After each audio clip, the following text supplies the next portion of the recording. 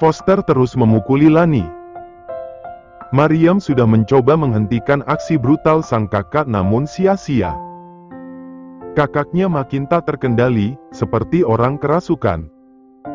Mariam pun memutuskan berlari ke bagian depan dan minta tolong siapa saja yang dilihatnya.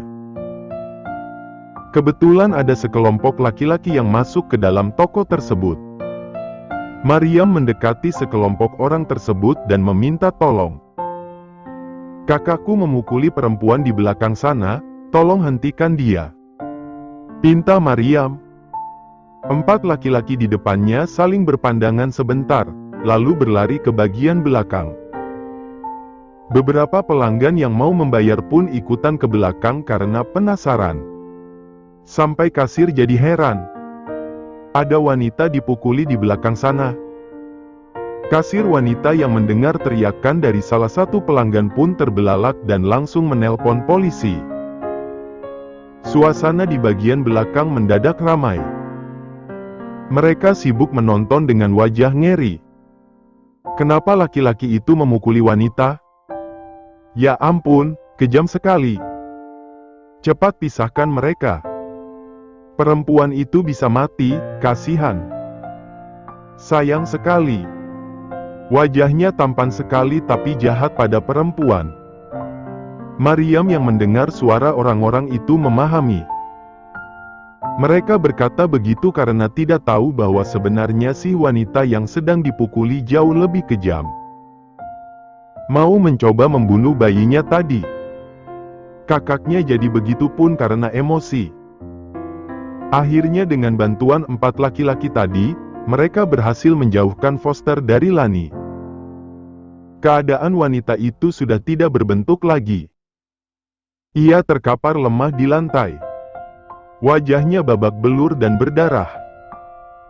Bahkan sebelah matanya sangat bengkak akibat kena bogeman Foster. Mariam meringis melihatnya. Ia ingat kejadian waktu sang kakak memukuli Dian dulu.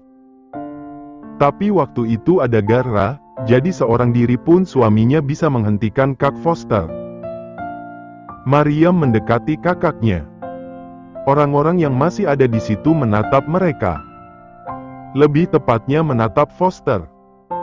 Ada yang tidak suka, ada yang takut dan yang lain menatap biasa saja tidak peduli.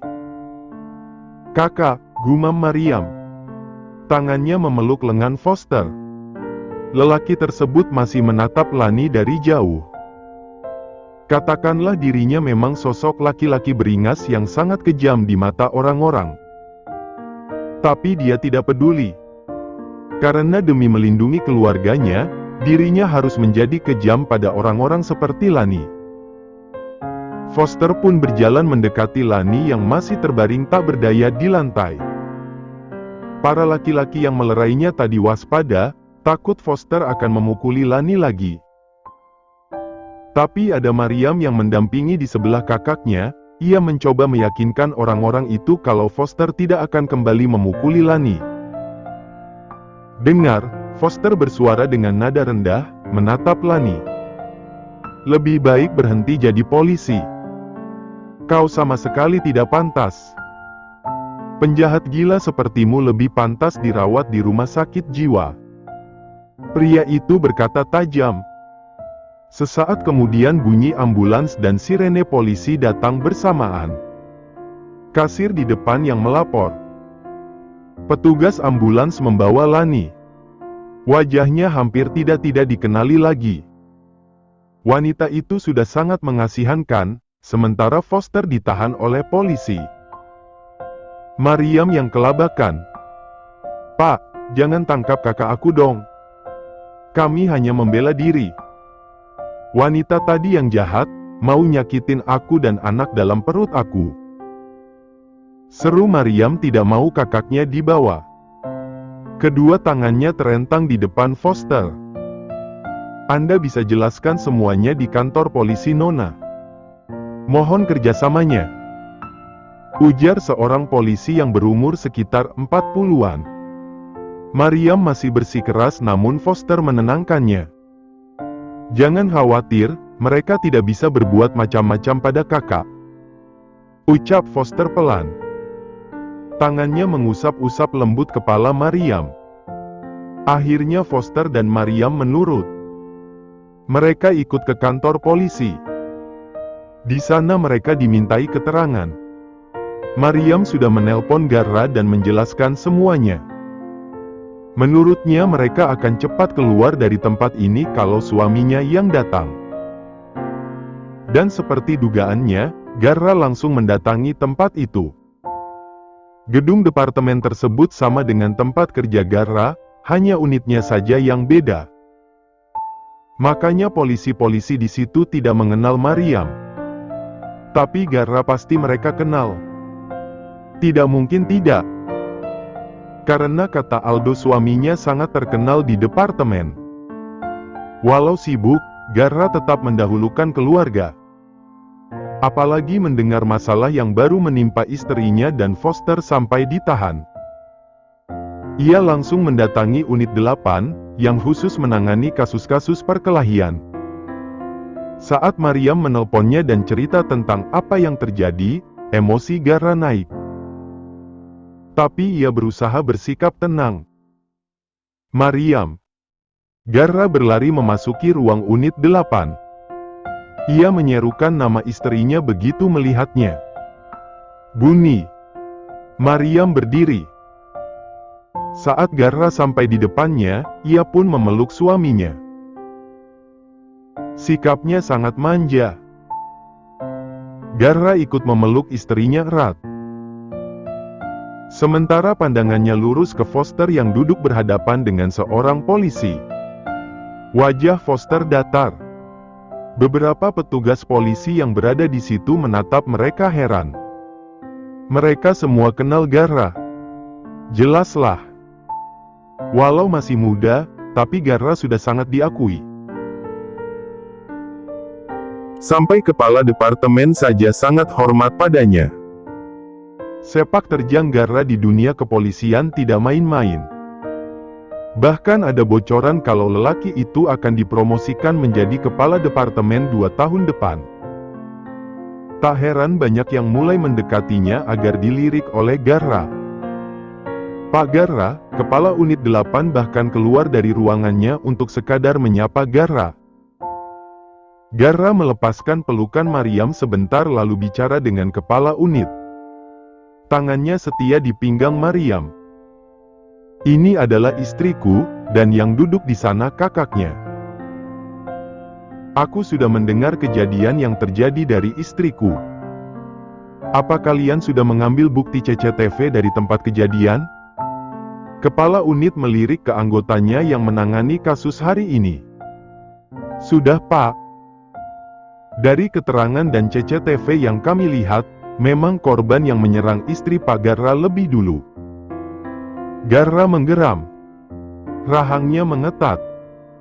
Lani sialan. Beraninya dia menyakiti Maryam lagi. Tidak tobat-tobat. Abis ini akan langsung mengeluarkan surat pemecatan saja. Wanita seperti itu tidak pantas jadi penegak hukum. Berani-berani dia ingin menyakiti istri dan anaknya. Untung ada Foster. Kalau begitu cepat keluarkan keterangan kakak iparnya Pak Garra tidak bersalah dan bebaskan dia. Dia hanya melindungi adiknya. Kata kepala unit lagi. Baik, Pak. Maryam bernapas lega. Ia melepaskan diri sebentar dari suaminya dan mendekati Foster. Kak Foster, gumamnya. Kali ini tak ada jahil-jahil seperti biasanya. Suasana hati kakaknya masih terbawa dengan kejadian tadi. Jadi Maryam mencoba menenangkan sang kakak. Foster menatapnya kemudian tersenyum lembut. Maryam balas tersenyum. Pak Garra, tenang saja. Saudara ipar Anda tidak akan ditahan lagi. Terima kasih. Balas Garra. Setelah keterangan tidak bersalah Foster keluar, mereka pun pergi dari tempat itu. Garra yang menyetir mobil sampai ke mansion Foster. Lani resmi dipecat. Garra tidak berbelas kasihan lagi. Kesalahan wanita itu sudah fatal. Memang keadaannya sangat menyedihkan ketika Garra dan Aldo mengunjungi wanita itu di rumah sakit. Aksi pemukulan Foster memang luar biasa hebat. Sampai mereka pun tidak bisa mengenal Lani. Wajahnya cukup hancur dipukuli oleh Foster. Tapi kata dokter itu luka luar dan bisa diobati. Wajah bisa kembali seperti sedia kala meski membutuhkan waktu. Aldo merasa kasihan. Biar bagaimanapun Lani pernah menjadi rekan kerjanya. Berbeda dengan Garra. Bagi Garra, Lani pantas menerimanya. Siapa suruh mau melukai wanita yang dia cintai? Sebenarnya dia ingin menghukum wanita itu dengan mendepaknya ke dalam sel, tapi melihat keadaannya yang tidak berdaya, dan sepertinya lama akan sembuh, Garra pun mengurungkan niatnya. Tapi dia akan terus waspada terhadap Lani. Mudah-mudahan saja wanita itu benar-benar kapok dan tidak mengganggu kehidupan rumah tangganya lagi, terutama menyakiti istrinya. Aldo. Iya bos. Mulai besok aku akan menyerahkan kasus penjualan senjata ilegal itu pada kau dan Ran. Ran akan menggantikan aku sementara karena aku ingin fokus mengurus istriku dulu. Aldo tersenyum senang. Ia mengangguk kemudian. Dia memang paling suka bekerja dengan Ran. Laki-laki itu sangat hebat menurutnya. Aksinya meneliti kasus tidak kalah dari Garra. Pokoknya Aldo akan memakai kesempatan ini untuk belajar dari Ran. Habis menemui Lani dan menyerahkan surat pemecatan tersebut, Garra dan Aldo kembali.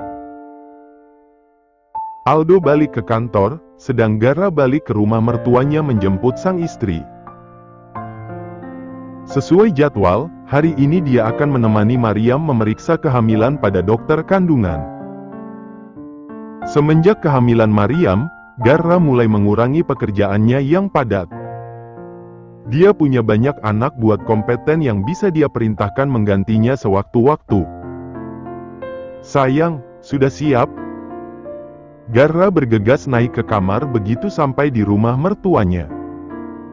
Ia melihat istrinya sedang sibuk mempercantik diri di depan meja rias. Garra mendekatinya.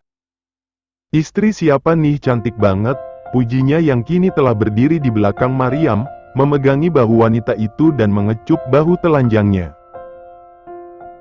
Meskipun wajahnya sudah cantik dengan polesan makeup tipis, Mariam masih mengenakan handuk. Mariam merasa aktivitasnya terganggu karena Garra terus menciuminya. Kali ini telinganya yang menjadi sasaran. Bukan sekadar mencium biasa, Garra mencecap bagian itu hingga ia merasa geli. Kalau begini terus, bisa-bisa mereka batal ke dokter kandungan dan berakhir dengan percintaan panas. Tidak, tidak. Mereka harus konsisten memeriksakan kandungannya. Biar tahu keadaan bayi mereka seperti apa. Buni, berhenti dulu. Nanti batal lagi ke dokter kandungannya. Tegur Mariam kemudian.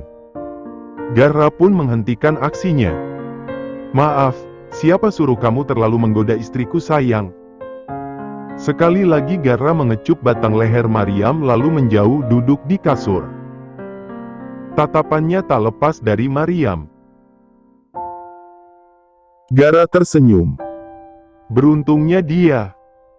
Setelah menikahi wanita itu, rasa cintanya makin bertambah. Ia ingin membahagiakan sang istri, memanjakannya dengan cara yang wanita itu suka. Suamiku sayang. Mem, boleh tolong ambilin baju aku di samping kamu nggak? Garra melirik ke samping.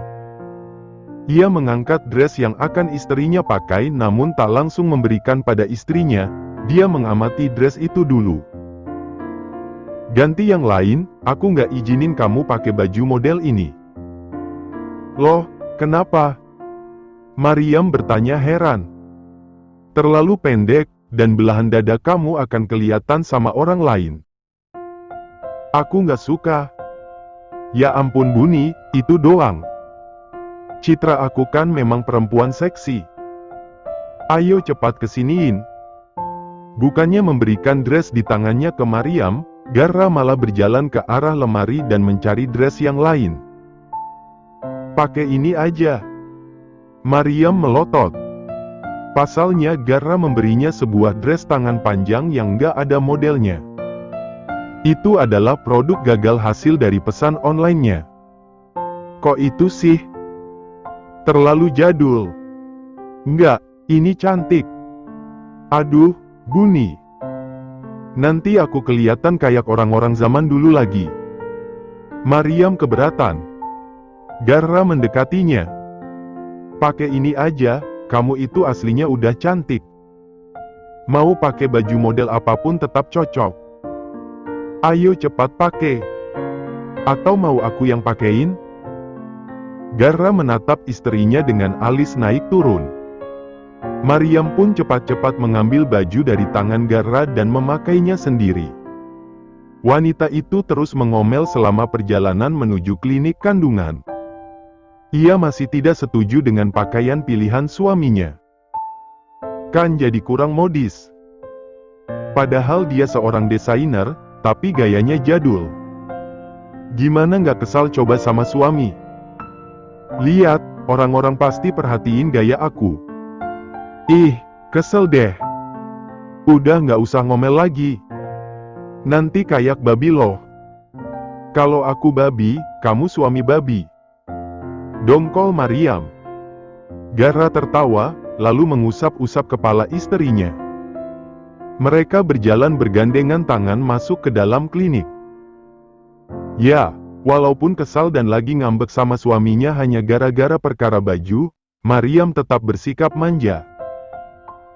Udah nggak ngambek lagi Mariam sengaja membuang muka dan lagi-lagi Garra tertawa lalu mencubit wajahnya gemas. Lelaki itu bahkan tak sadar ini tempat umum dan mengecup pipi sang istri. Kemesraan mereka begitu terasa. Sampai pandangan orang-orang yang mereka lewati terfokus pada keduanya. Apalagi visual keduanya tidak main-main. Mariam cantik, Garra, tidak usah ditanya lagi. Jadi kalau mereka bermesraan di tempat umum begini, serasa kayak nonton film romantis. Aku pengen makan malam bareng keluarga kamu, tiba-tiba Mariam mengatakan kemauannya. Mereka baru selesai memeriksakan kandungan. Sekarang dalam perjalanan pulang. Garra yang fokus menyetir melirik istrinya sebentar, cukup kaget mendengar perkataan istrinya. Kamu mimpi? Kok tiba-tiba pengen gitu? Tangan Garra sesekali menyentuh kepala Mariam lembut. Nggak tahu, pokoknya pengen aja. Kayaknya bayi kita yang pengen. Bisa ya Buni? Ya, iya. Lagi ngidam. Kok aneh banget ngidamnya? Bukannya Garra tidak mau. Tapi dengan situasi keluarganya sekarang, meskipun papanya tidak lagi mencampuri kehidupan pribadinya, tapi hubungan mereka masih canggung. Apalagi dia dan ibu tirinya. Rasanya aneh menghubungi mereka untuk sekadar makan malam bersama. Sayang. Mariam memasang wajah memelas. Garra paling tidak bisa menolak kalau istrinya sudah bersikap sangat manja begitu. Ia pun membuang napas panjang. Baiklah, demi istri tercintaku. Putusnya akhirnya. Yeoh. Mariam berseru senang. Garra ikut tertawa. Ia pun memutar balik mobilnya ke arah rumah papanya. Tidak ada niat menelpon, langsung ke sana saja.